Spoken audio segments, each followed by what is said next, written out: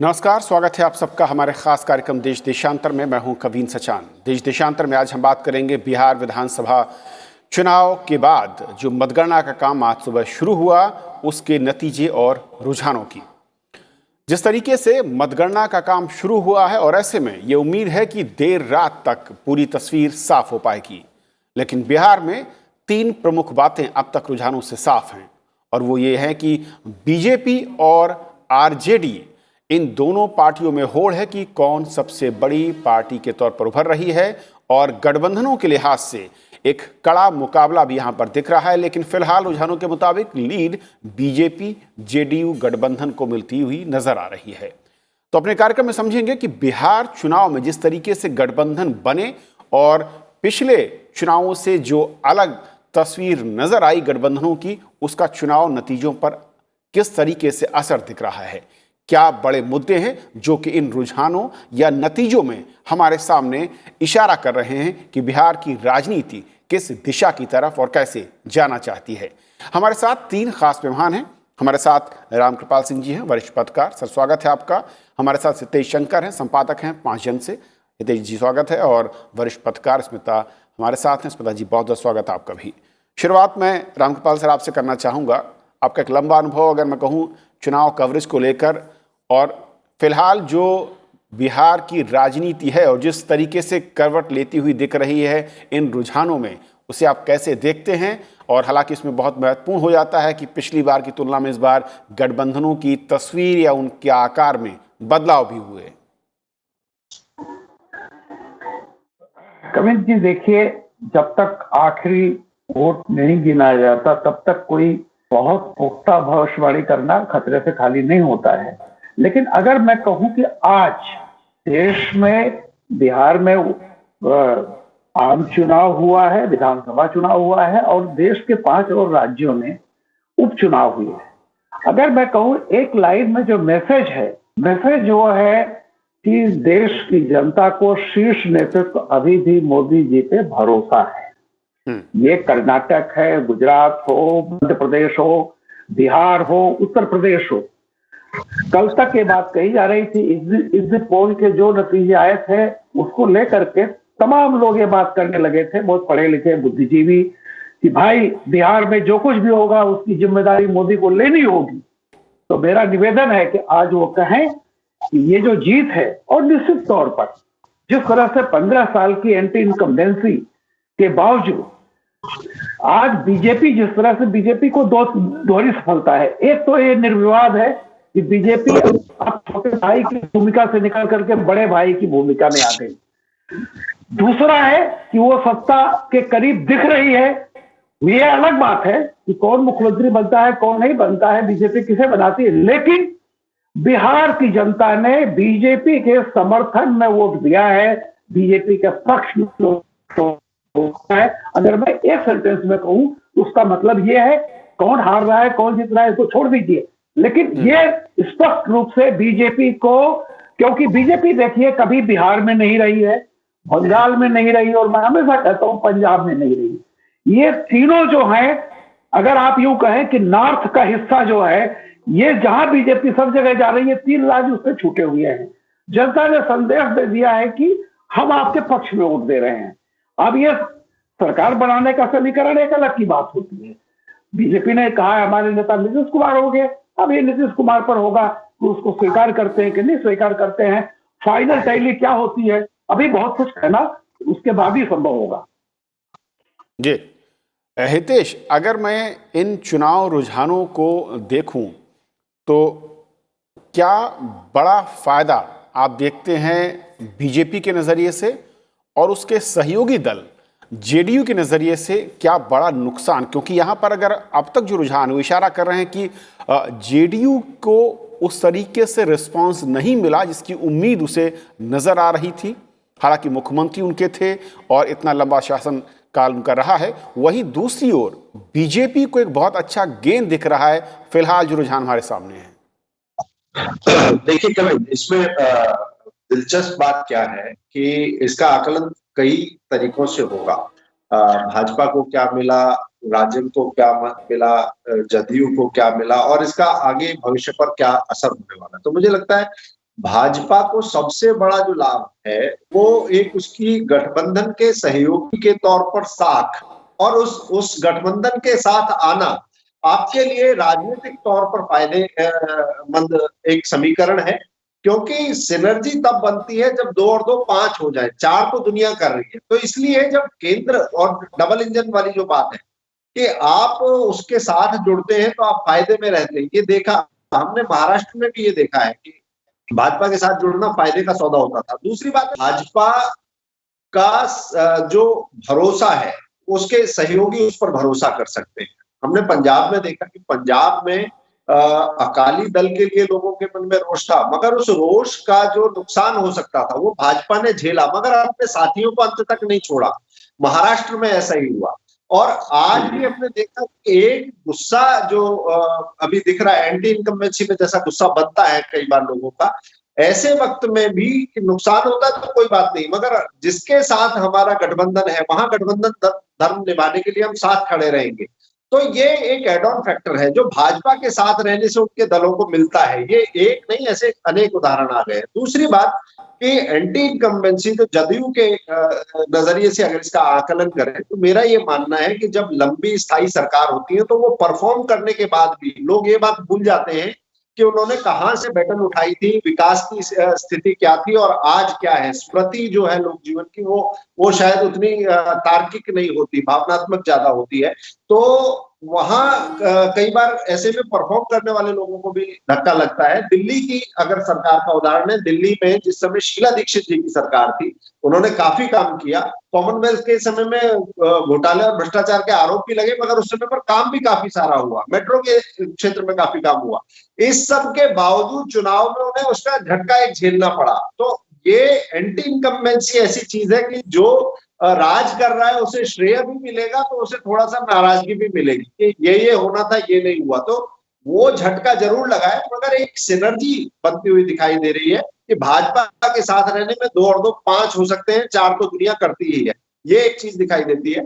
और long term gain की बात करें तो मुझे लगता है भाजपा के लिए खासतौर से जो बिहार के चुनाव को माना जा रहा था कि नीतीश कुमार के खिलाफ सब लोग इकट्ठा होकर चुनाव लड़ेंगे और नीतीश पर एक एंटी इनकम्बेंसी का बोझ भी रहेगा, बाकी सारी चीजें भी रहेंगी, कोविड का काल भी है।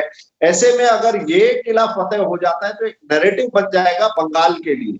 वो बंगाल की जीत अब आसान नहीं होने वाली। वो लिटमस टेस्ट जो था वो एनडीए के पक्ष में आ गया है और साफ साफ कहूं तो भाजपा के पक्ष में वो आ गया है बंगाल की दृष्टि से।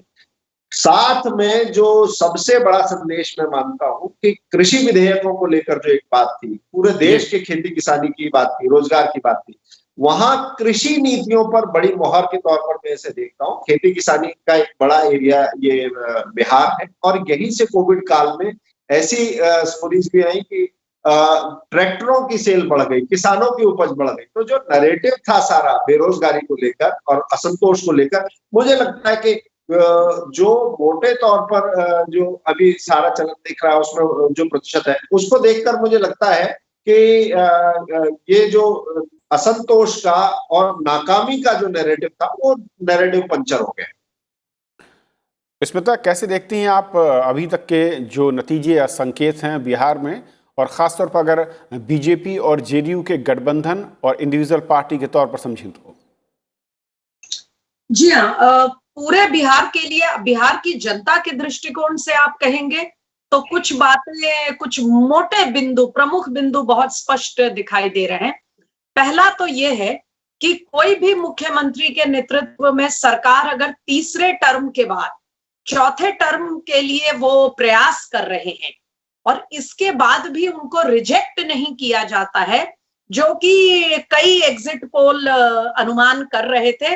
कई ये कह रहे थे कि स्पष्ट तौर पे वो रिजेक्ट हो चुके हैं, खारिज हो चुके हैं नीतीश कुमार के नेतृत्व में एनडीए की सरकार, और कुछ कह रहे थे कि नहीं टक्कर में तो रहेंगे लेकिन एज जो है वो महागठबंधन का रहेगा। मैं अभी ये नहीं कहूंगी कि आने वाले हफ्ते में या चंद दिनों में कौन शपथ लेगा या नहीं लेगा, लेकिन एक बात तो हम अब बिना किसी दो राय के सबको मानना होगा कि नीतीश कुमार के नेतृत्व में बिहार में एनडीए की सरकार रिजेक्टेड तो कतई नहीं है, पहली बात। दूसरी बात, मैं कह चुकी हूं कि 3 टर्म पूरा करने के बाद बिहार जैसे राजनीतिक रूप से वॉलेटाइल प्रदेश में ऐसा होना अपने आप में एक अचीवमेंट है। दूसरी बात, यहां पर यह देखना होगा कि किन चैलेंजेस, किन चुनौतियों के बीच बिहार इस बार चुनाव में गया। जो कोविड जो एक पूरी दुनिया के लिए, भारत ही नहीं पूरे विश्व के लिए एक अप्रत्याशित एक संकट और चुनौती बनकर आया, उसके बाद जो बिहार, क्योंकि बिहार की पॉपुलेशन का एक बड़ा हिस्सा अन्य प्रदेशों में काम करता है, हमारे कामगार लौट कर आए और उसके बाद जो एकदम से आप देखिए वो प्रशासन पर कितना बड़ा प्रेशर था। इतने सारे मजदूर हमारे लौट कर आए, उनका सारा जो उनकी देखभाल है, उनका वेलफेयर वो नीतीश सरकार को करना था, वो भी उसका पूरा प्रयास किए गए। तो ऐसे में जो संकट लोगों ने झेला उसमें नाराजगी होना था। तो क्या नीतीश सरकार को लेकर नाराजगी थी? कुछ बिंदुओं पर थी। 3 टर्म के बाद होना ये कोई आश्चर्य की बात नहीं है। क्या एक थकावट, एक फैटीग का फैक्टर है? निश्चित रूप से है। 3 टर्म से एक सरकार काम कर रही है तो लोगों में फटीग आएगा। बदलाव की चाहत जो है वो लोकतंत्र में बहुत प्रबल इच्छा होती है जी। इन सबके बावजूद किस तरह की लड़ाई आज हम देख रहे हैं, घंटों से लगातार एनडीए बढ़त बनाए हुए है। अगर ये बढ़त ऊंच नीच भी हो ट्रेंड, तो भी मैं इसको कहूं एक सतत बढ़त एनडीए ने बनाई है। ये पिछले कई सालों के कामकाज पे तय हुआ है।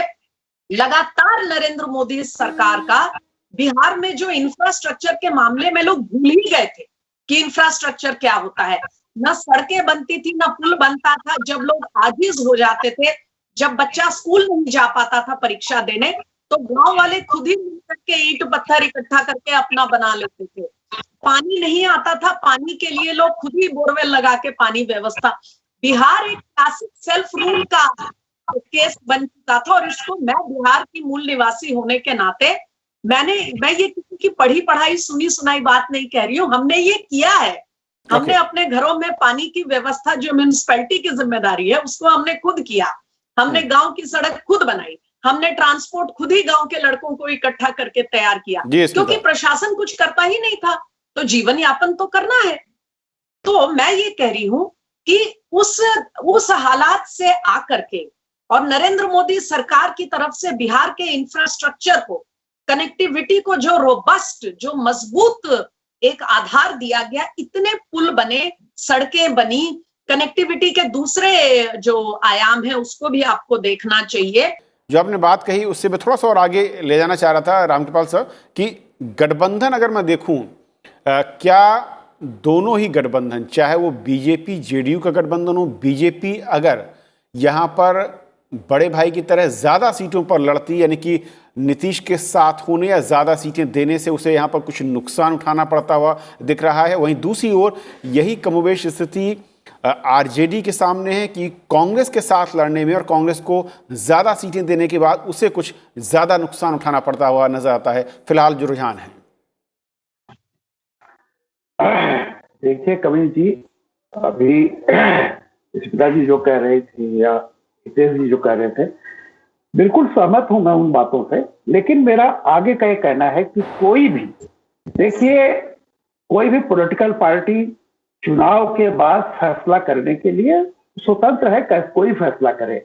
लेकिन बेहतर लोकतंत्र का मतलब यह होता है कि जनता ने जो आदेश दिया है उसका एक ऑब्जेक्टिव एनालिसिस करना चाहिए और उस आदेश को माथे पर रखना चाहिए, मानना चाहिए। आप देखिए क्या है जो आपने बात कही, आज देखिए कि बीजेपी सिर्फ आधी सीटों पर लड़ी थी, 110 सीटों पर लड़ी थी और उसका स्ट्राइक रेट क्या है, मोर देन 66% है। ये सोच लीजिए 110 सीट पर लड़ करके अगर वो ये फिगर पहुंच रही है, जहां भी कोई फिगर आएगी, बट मुझे लग रहा है कि अभी तक का जो लग रहा है वो 60+ का स्ट्राइक रेट है।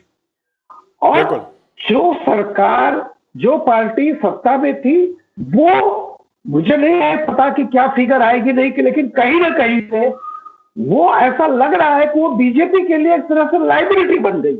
ऐसे ही आरजेडी के लिए, आरजेडी ने कांग्रेस को 70 सीटें दी थी और कांग्रेस का स्ट्राइक रेट देख लीजिए और जेडीयू का स्ट्राइक रेट, ये दोनों कहीं न कहीं अपने बड़े भाई के लिए एक तरह से लाइबिलिटी है, अगर आप टोटल एनालिसिस कर लीजिए। ये अलग बात है कि सिद्धांत की राजनीति होती है, बीजेपी कल को क्या डिसाइड करती नहीं करती है, लेकिन मैं फिर कह रहा हूं कि ये वोट एनडीए के पक्ष में जरूर है, लेकिन ये वोट बदलाव के पक्ष में है।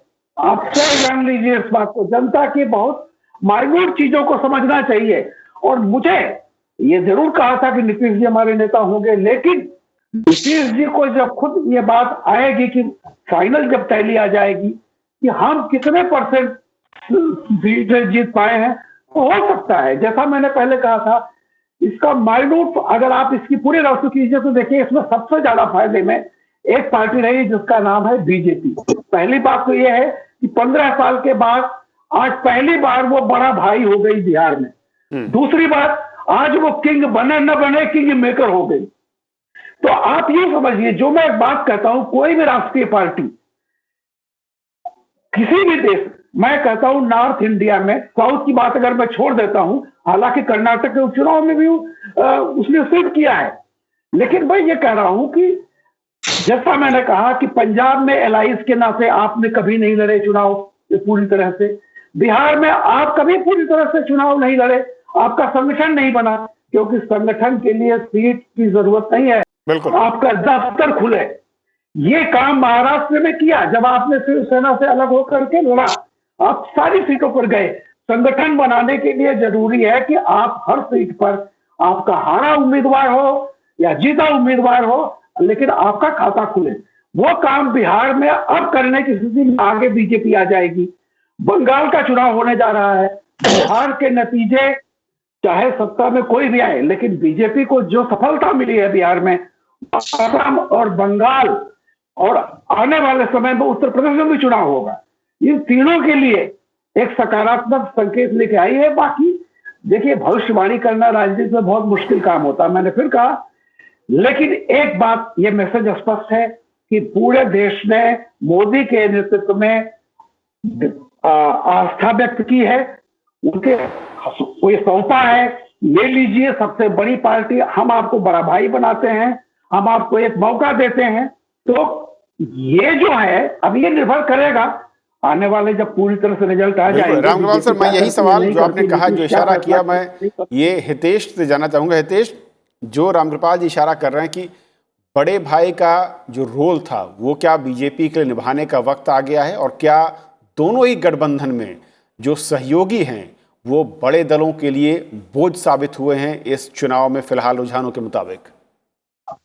देखिए, दोनों ही गठबंधनों में बड़े बड़े जो दल है, वो दोनों की स्थिति बिल्कुल अलग है। जैसे राष्ट्रीय स्तर के दलों की अगर बात करें, क्षेत्रीय स्तरों की बात करें तो बिल्कुल कहानी अलग है, मगर गठबंधन का अगर हम एनालिसिस करते हैं, विश्लेषण करते हैं, तो भाजपा मतलब राजनीतिक तौर पर मुनाफे की गारंटी, राजग के साथ रहना फायदे का सौदा, और कांग्रेस का मतलब पैर में पत्थर बांध के तैरना, इस तरीके की चीज समझ में आ रही है। क्योंकि जिस तरीके से कांग्रेस उत्साह में तो आई, मगर ये गलबहियां उल्टा उनके साथियों को भारी पड़ी है। इससे पहले उत्तर प्रदेश में भी इस तरीके का हुआ था। और जो आपने राज्य के स्तर की बात की, राज्य स्तर में ये हमें समझना होगा कि जाति पर विकास भारी, इस बात की एक मोहर लगी है, क्योंकि एक खास जाति का, एक खास मजहब का एक कॉकटेल बनाएंगे और उसके सहारे सत्ता पाएंगे, ये समीकरण फ्लॉप हो गया है। और पिछले 15 सालों में आप समझिए कि बहुत छोटे छोटे बच्चे फर्स्ट टाइम वोटर जो है, पूरी उनकी एक नई पौध तैयार हो जाती है। 18 साल के वोटर बनते हैं, 15 साल बाद ये इलेक्शन है 2015 से अगर कहें, तो इसमें नए युवाओं की भूमिका भी है और महिलाओं का बढ़ता हुआ वोट प्रतिशत भी है, जो उत्तर प्रदेश और बिहार में जिसकी कभी चर्चा नहीं होती। ये एस्पिरेशंस की पॉलिटिक्स हो रही है, कास्ट की लाइन से आगे चली गई है, पुराने वर्टिकल्स टूट रहे हैं, ये भी हमें मानना पड़ेगा। ओके स्मिता, इसके अलावा जो और फैक्टर मैं कहूँ, थोड़ा सा उसमें आना चाह रहा था कि खासतौर पर मैं कहूँ, चाहे वो एलजेपी की बात करें या फिर उपेंद्र कुशवाहा का जो एक धड़ा था, जो एक गठबंधन बना, वो बात करें, एआईएम की वहाँ पर भूमिका, सीमांचल के जो कुछ सीटें हैं वहाँ पर किस तरीके से ये स्पॉइलर की भूमिका में दिखे, या फिर इनके उतरने के बाद दोनों ही बड़े गठबंधनों के लिए रास्ता आसान या कुछ मुश्किलात? नहीं, मैं कहूंगी कि ये जो छोटे छोटे फॉर्मेशंस बने इस वाले चुनाव में, इसमें एक एक सीट का जब वो डाटा आएगा, जब एक एक सीट के पूरे आंकड़े आएंगे और उसका ब्रेकअप आएगा, तभी ये अनुमान सटीक रूप से लगाया जा सकेगा कि कौन कितने पानी में रहा। हाँ, लेकिन स्पॉइलर की भूमिका में कई जगह पर हैं, ये तो तय है। जैसे सीमांचल और कोसी क्षेत्र में बीजेपी ने बहुत अच्छी बढ़त बीजेपी को मिली है। तो हम कह सकते हैं कि एआईएमआईएम ने महागठबंधन, वो कितना भी दावा करें कि ओवैसी का कोई फैक्टर नहीं है, लेकिन एमआईएम ने कहीं ना कहीं उनको डेंट किया होगा। इसी तरह से ये अगर ये एंटी इनकम्बेंसी का फैक्टर ही सबसे प्रबल फैक्टर होता, तो जैसा मैंने कहा एनडीए को साफ हो जाना चाहिए था, ऐसा नहीं हुआ। तो उस स्थिति में ये मानती हूं कि भले ही आज चिराग पासवान के नेतृत्व में लोजपा बहुत सीटें ना ला पाए, लेकिन लोजपा भी केंद्र की तरह एनडीए का हिस्सा होकर लड़ता तो बहुत ही, और ये रिजल्ट आज कई घंटे पहले स्पष्ट हो चुका होता, और बहुत ही स्पष्ट और एब्सोल्यूट मेजॉरिटी के साथ एनडीए बहुत पहले ही अपनी जीत डिक्लेयर कर सकते थे, ऐसा मेरा मानना है। तो निश्चित रूप से स्पॉइलर दोनों तरफ रहे हैं। न चिराग पासवान को आवश्यकता से अधिक वेटेज दिया जा सकता है एक स्पॉइलर की भूमिका में, न कुशवाहा जी के फॉर्मेशन को दिया जाता है, लेकिन अपने अपने पॉकेट्स में दोनों ने प्रभावित किया है। जो हम नहीं देख रहे हैं साचान जी, दो प्रमुख फैक्टर बहुत जल्दी दो प्रमुख फैक्टर मैं सामने लाना चाहूंगी। पूरे चुनाव के दौरान तेजस्वी यादव की भीड़ पर बहुत ज्यादा फोकस रहा, टेलीविजन में, तमाम मीडिया में, लोकल, नेशनल, यहाँ तक कि ग्लोबल मीडिया ने भी इसके बारे में लिखना शुरू कर दिया था। मैंने खुद कई जगह एनवाईटी वगैरह में पढ़ा। वास्तव में ये ठीक है कि तेजस्वी यादव आरजेडी जो कि बिल्कुल ढलान पर चली गई थी, इसको रिवाइव कर रहे हैं, ये तो इस रिजल्ट में दिख ही रहा है बेशक। आखिर में हितेश जी, बहुत संक्षेप में जैसा कि कहा इस बताने में, अगर थोड़ा सा इसको और समझना चाहूँ कि बिहार में बहुत महत्वपूर्ण जो दो चीज़ें दिखती हैं, बीजेपी के लिए एक नई भूमिका शायद जनता इशारा कर रही, जिसके तरफ इशारा किया रामकृपाल सिंह सर ने, और दूसरा तेजस्वी के लिए एक बड़ी भूमिका जनता इशारा कर रही, क्योंकि सीट अगर मैं कहूँ जिस तरीके से स्ट्राइक रेट वहाँ पर आरजेडी का दिखा है। निश्चित ही मुझे लगता है कि जनता ने जो एक शासन से जो ऊब होती है उसका नजला गिरा है नीतीश जी, जदयू पर हम कह सकते हैं कि वो दिक्कत आई है उनके साथ, और उसके साथ ही भाजपा इस बात से कभी पीछे नहीं हटी कि हमारा चेहरा नीतीश ही होंगे, और उसके बाद जो भाजपा को सपोर्ट मिला है कि आप कह रहे हैं तो ठीक है, बाकी वो कह रहे हैं तो राजी नहीं है पब्लिक, तो ऐसे में भाजपा का एक अपर हैंड बनता है, और मुझे लगता है कि शासन में थोड़ा और ज्यादा असर्टिवनेस वो बनती है। शायद जितना असर्ट भाजपा कर रही है उससे आगे बढ़ने का ये अवसर है, और जनाकांक्षाओं के अनुरूप ही है। तेजस्वी यादव को ये मौका मिलना मैं एक स्वाभाविक मानता हूँ, तेजस्वी होते या कोई और होता, मगर जो कुनबा पार्टी होती है, कुनबे पर चलने वाली, क्षेत्र पर चलने वाली, भाषा पर चलने वाली, उसमें लाला जी की गद्दी लाला ही संभालता है, इसी तरीके का काम चलता है। तो तेजस्वी को तो आना ही था। भूमिका में आने के बाद आप परफॉर्म कितना करते हैं, क्योंकि जब आप आते हैं उससे पहले बहुत सारे थिएट्रिक्स होते हैं, बहुत सारे मैनेजमेंट होते हैं, मगर परफॉर्मेंस में आपका विजन काम आता है। तो एक बड़ी परीक्षा के लिए, बड़ी भूमिका की परीक्षा के लिए राजद की तरफ से तेजस्वी को आगे किया गया है, क्योंकि उनके पास बेस्ट बैट के तौर पर यही थे। तो मुझे लगता है उनके लिए चुनौती का समय है, क्योंकि इतने लंबे शासन के बाद कोई सरकार आती है तो उसके लिए दिलों में जगह है, आपके लिए भावनात्मक होगी, मगर दूसरी जगह तार्किक आधार बहुत बड़ा है, तो उन्हें तर्क की कसौटी पर खुद को साबित करना पड़ेगा, ये मुझे लगता है। ओके, बहुत बहुत शुक्रिया आप तीनों मेहमानों का। वक्त कम स्मिता, और आप जिस तरीके से आपने कहा, और उम्मीद करते हैं कि जब रुझान ये तब्दील होंगे नतीजों में और क्या तस्वीर उभर कर सामने आती है, लेकिन मौजूदा इस वक्त जो तस्वीर सामने उभरती हुई दिख रही है चुनाव आयोग के आधिकारिक आंकड़ों के मुताबिक, उसमें साफ तौर पर है कि किस तरीके से जो बीजेपी है और जो आरजेडी है वो बड़ी पार्टियों के तौर पर उभर रही हैं। गठबंधनों के बीच कड़ा मुकाबला ज़रूर है, लेकिन एनडीए गठबंधन फिलहाल आगे जाता हुआ नजर आ रहा है। तो आज फिलहाल इतना ही। नमस्कार।